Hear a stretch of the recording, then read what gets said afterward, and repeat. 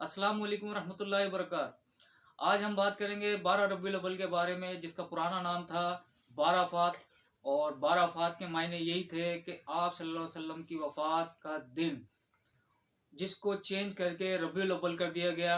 हालांकि फतावा रिजवी जिल्द नंबर 2 के अंदर इमाम अहमद खान बरेलवी रहमुल्लाह का जो इकरार है वो 12 रबीउल अव्वल की वफ़ात का ही है।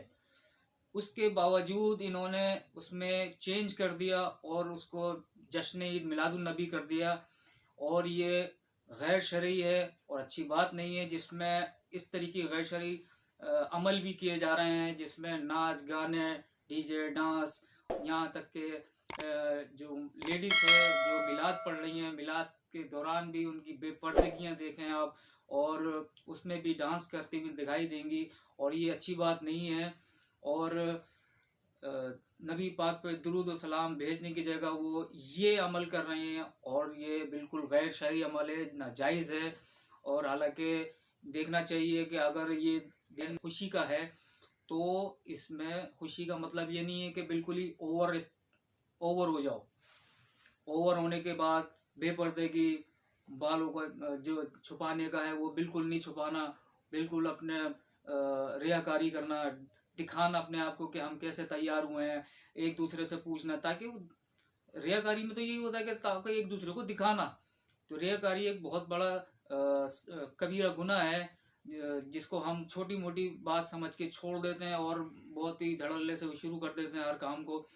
अल्लाह पाक हमें माफ़ करे, हमारी बख्शिश फरमाए। और सुबह शाम जब हम नमाज़ पढ़ते हैं और दुरूद शरीफ भी पढ़ते हैं, तो उसके बावजूद हमारे साथ ये अमल क्यों? यानी हमारी नमाज, रोज़ा और ये हम जो ज़िक्र अस्कार, दुरूद पाक पढ़ना, ये हमारे किसी काम के नहीं आ रहे हैं। क्यों? कि हमारे अमल ख़राब होते चले आ रहे हैं। सच्चे दिल से हम नहीं करते। अगर सच्चे दिल से करें, तरीका कौन सा है? आप सल्लल्लाहु अलैहि वसल्लम का बताया हुआ तरीका, और उनका तरीका ये नहीं है कि आप इस तरीके से करो।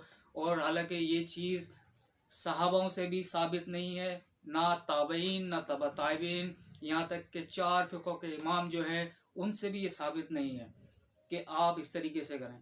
और ये मिस्र के बादशाह अरबल, जिसका नाम था मुज़फ़्फ़र, मलिक मुज़फ़्फ़र, सबसे पहले ये जश्न ईद मिलादुन नबी उसने बनाया, और वहाँ से ही ये आया। ये तकरीबन 600 साल पुराना था। अब आइए पहले वीडियो देख लेते हैं।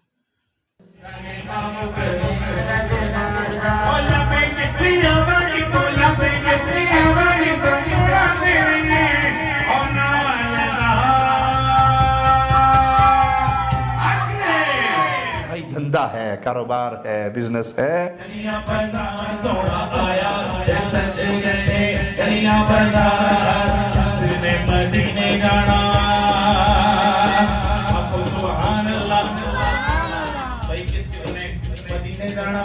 ये दीन माल और औरत का दीन है।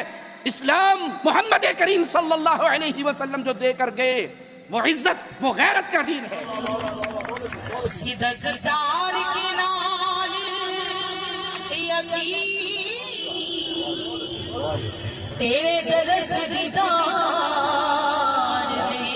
साडी कौम तो भी सदके जाइए।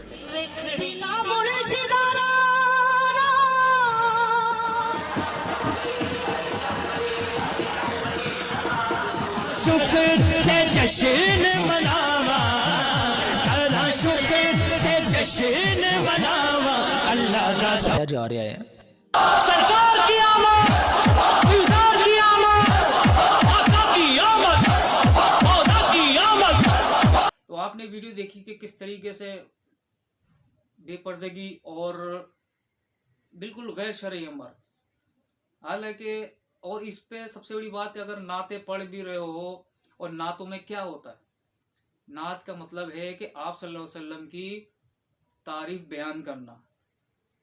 वो तो हो ही रहा है, मगर उसके साथ साथ दूसरों को लपेटना शुरू कर देते हैं कि वो गुस्ताख, वो बदअकीदा, वो ऐसा, वो वैसा। भाई ये क्या है? ये आप अगर आप तारीफ कर रहे हो, नबी के इश्क में नाते पढ़ रहे हो, तो इसका मतलब ये थोड़ी है कि आप दूसरे को, अपने आप को मोमिन समझ रहे हो, दूसरे वाले को काफिर समझ रहे हो, बेअदब गुस्ताख समझ रहे हो। भाई ऐसा ना करो। हम भी मानते हैं और आप भी मानते हैं, मगर तरीका बहुत डिफरेंट है।